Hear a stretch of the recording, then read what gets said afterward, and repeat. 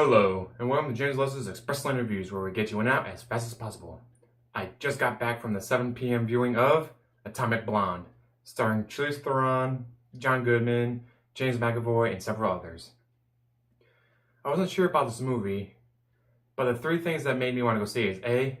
Charlize Theron does her own stunts. When an actor or actress does their own stunts, it's usually better. Why? I don't know, it just is. 2. John Goodman does not make bad movies. He has enough Roseanne money, he can pick and choose what movies he wants to be in, so he doesn't do bad movies.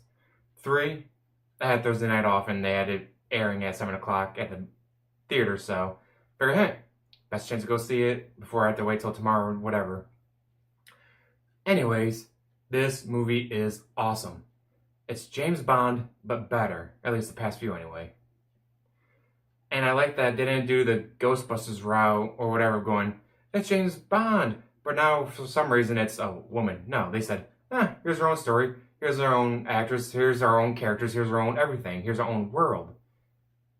And that's what they did. Like, they made a badass female character without having to steal someone else's idea.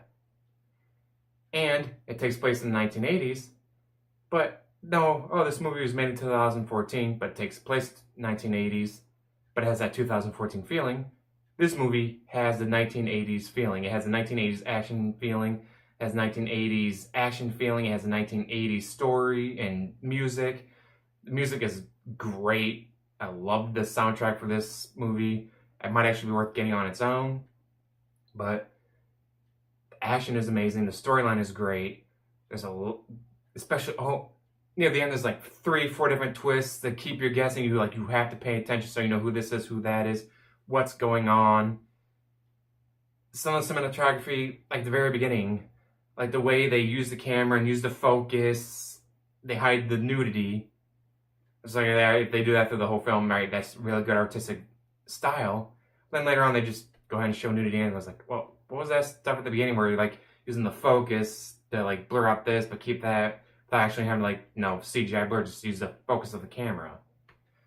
And the angles and the style just, but again, the cinematography, the score, the story, then it was a 1980s film that feels like a 1980s film, just made in 2016-17. Definitely recommend go seeing it. It is great.